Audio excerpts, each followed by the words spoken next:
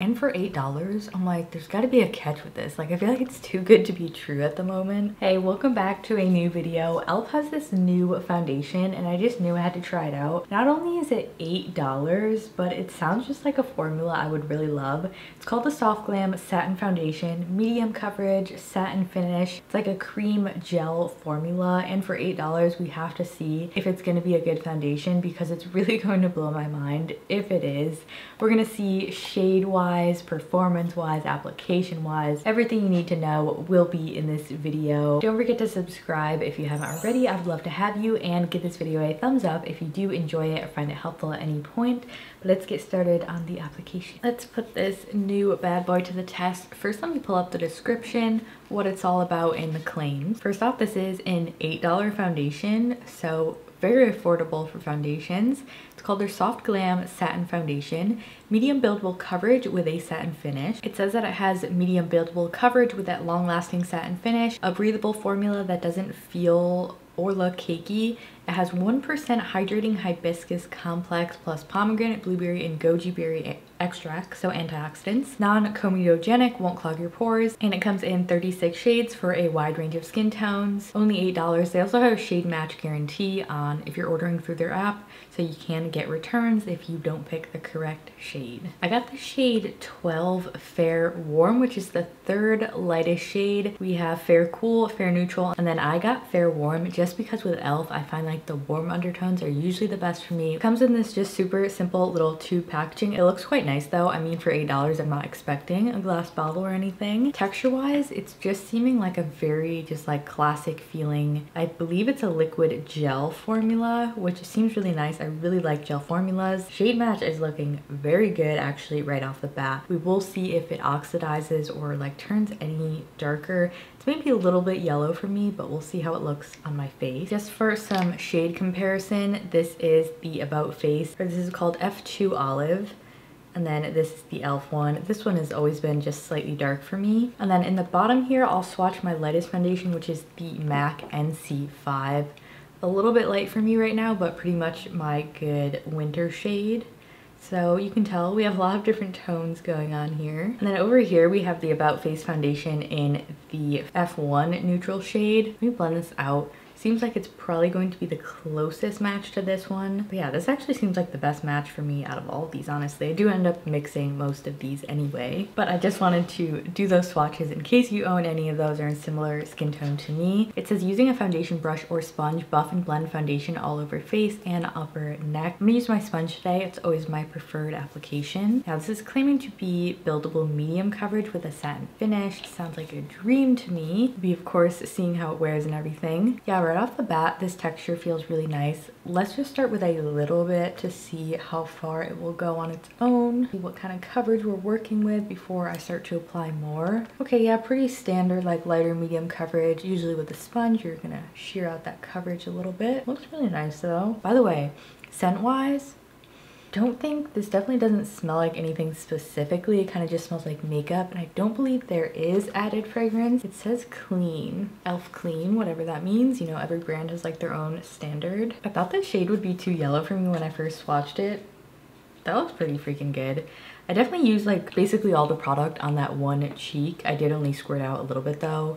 Kind of what I like about these squeezy tube applicators though is like you can just control how much you want. Go ahead and do this side. Looking beautiful, by the way, and application is just gliding on. I just have a moisturizer on now. I have the Rose Ink one on. It's already sunken in and everything. Yeah, so I think with the amount that I'm using here and with the method of application using the sponge, you're gonna get a lighter medium coverage from this foundation, which I personally am liking, especially for the summer months. Feeling really lightweight so far, and it honestly, like, it looks beautiful. I'm really surprised how well it's sitting on my skin. I have never tried like the original satin foundation that they have because I'm allergic to one of the ingredients, and thankfully not allergic to this one, I don't think. So yeah, I can't do a comparison to that one, but I'm guessing this is sort of like a new, just improved foundation from them. I think it looks a lot nicer than just that original bottle too. This looks really nice right off the bat. I'm not really feeling like I need to like build it up a ton.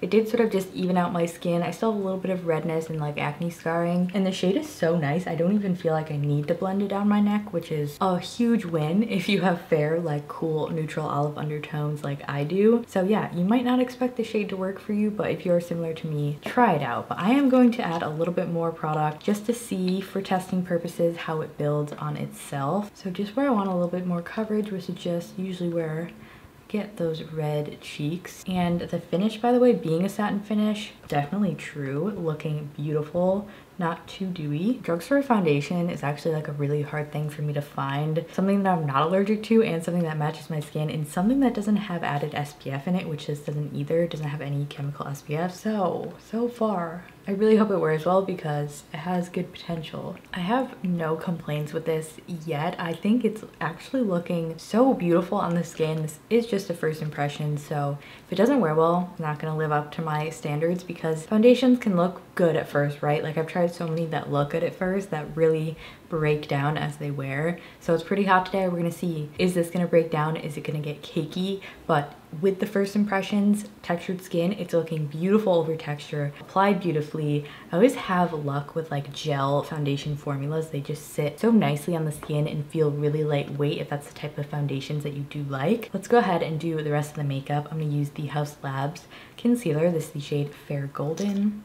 Love this stuff. I think this will match really well with the tone of the foundation as well. I like the fact that they made this non-comedogenic too. That would be really nice, that it doesn't break you out. And for $8, I'm like, there's got to be a catch with this. Like I feel like it's too good to be true at the moment. We'll see. Maybe the wear ends up being crap. Please don't be crap.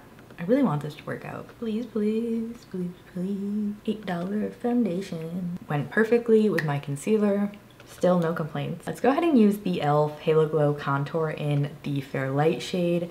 If you've watched honestly any of my videos about contour or e.l.f., you know that I love this product. Just the perfect cool undertone with like a nice, more sheer formula. Now that it's been on my skin a little bit, it does feel like it's like setting nicely. Definitely not a full dry down or anything because it is a satin formula.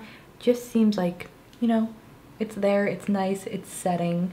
Oh, used a little bit too much there. That's okay, because this is super easy to blend out. If you have tried that like original e.l.f. satin foundation, let me know what you think of it. I feel like I've heard that it's good, but never personally tried it. I've only tried the CC creams, which I did not like either of them. Looks really pretty with the contour. Just to add a little bit more, because I just did a little bit too much contour, I'm just going back in with a touch of that foundation to clean up under here. Underwear, ha ha ha. You said underwear. This seems to be sort of relatively fast drying, so if you're applying it, definitely don't let it sit on your face or anything. I feel like at the speed I was just, you know, taking my time, it worked out. But as it is drying on my hand, it's definitely, you know, it's not sitting there for a long time being super dewy, so just keep that in mind. So I actually want to try some cream blush with it too. Persona has a new color of their multi-sticks. Actually, I have two new shades. This is caramel, which they have the powder version, which I really like. So when I saw they have a stick version, I was like, yes, please. I really like bubble, but this one is more of like a mauvey purpley pink, which looks so pretty. So I'm gonna do a little bit of this on the cheeks and take their brush as well, just to buff it in. See if this picks up the foundation or does anything weird. Now sort of the last test of application before we move on to the wear test is how it's gonna set down. It's a weird sounding truck. I'm gonna use the Rms Unpowder, which is just this translucent powder to set my under eyes and the foundation. This is quite a mattifying powder, so I will keep it in mind. It's also very weightless, so it kind of just lets the foundation wear as it would.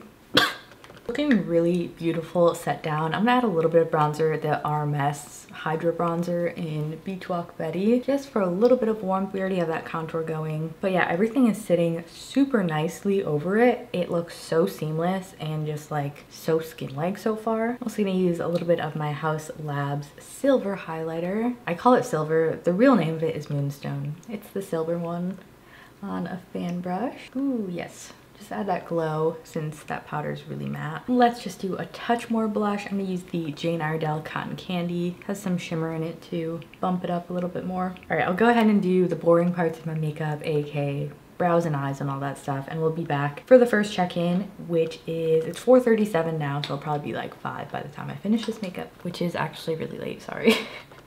But here is what it's looking like starting. I will wear it to the very end of the night to make sure that we just see what's going on with it. If it starts to break down, I feel like that's enough time. I'm already sweating.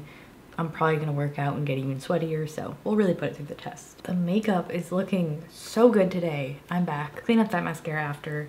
I wanted to show you this lipstick because it's also, oh wait, this is Colourpop. This is not e.l.f. But anyway, let me still show it to you. I got my affordable brands mixed up, sorry. This is the Colourpop Still Crazy Cream Lipstick. I've been loving this, so I guess I'll show it to you. I've definitely mentioned this in videos before. Just like a really pretty cool pink. I feel like it's also only fair to make it a little more red. I use this Nude Sticks lip glace, lip glaze in the shade Nude Cherry. It's literally the only product I've ever tried from Nude Sticks, but I really like it, so let me know if I should try more from them. I don't know if you can tell that my lashes are a little bit longer lately, but I've been using the Make Beauty Lash and Brow Serum, and that in combination with the Maybelline Mascara, I feel like my lashes have actually grown, and like the combo is just so good. But anyway, first official check-in, 4:49. All right, I'm 10 minutes early. It's looking amazing, especially with that Rms Unpowder. This is super mattifying and smoothing. Like, it kind of just looks flawless at the moment. The shade match is everything.